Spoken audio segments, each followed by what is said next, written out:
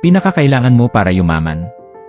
Cash flow ay isang video ni Chinky Tan, isang kilalang financial coach at motivational speaker sa Pilipinas. Sa video na ito, ipinaliwanag ni Chinky Tan kung bakit ang cash flow ang pinaka-importanting aspeto para sa pagpapayaman. Mga key takeaways. Una, ano ang cash flow? Ang cash flow ay ang pagdaloy ng pera sa loob at labas ng iyong bulsa o negosyo. Ito ay maaaring positive o negative, depende kung mas marami ba ang pumapasok kaysa sa lumalabas, o kabaliktaran. Pangalawa, importance of positive cash flow. Ang pagkakaroon ng positive cash flow ay nagsisiguro na hindi ka lang basta kumikita, kundi napapalaki mo ang iyong yaman. Ito ang susi sa financial stability at growth.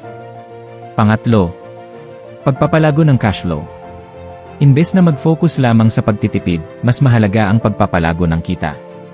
Ito ay maaaring sa pamamagitan ng pag-invest, pagdagdag ng income streams, o pagnenegosyo. Pang-apat, avoiding liabilities. Iwasan ang mga gastusin na magpapababa ng cash flow tulad ng utang na may mataas na interes, mga hindi kinakailangang luho, at iba pang liabilities na hindi nagdadala ng kita. Pang-lima, mindset. Malaking bahagi rin ang mindset sa pagpapalago ng cash flow.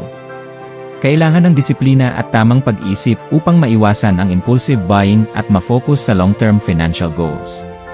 Sa kabuuan, itinuturo ni Chinky Tan na upang yumaman, hindi sapat na kumikita ka lang, dapat ay mayroong maayos at sustainable na cash flow na nagdadala sa iyo ng tuloy-tuloy na yaman. Salamat sa panonood. Huwag kalimutang mag-subscribe, like at i-share ang video para updated ka sa susunod na video.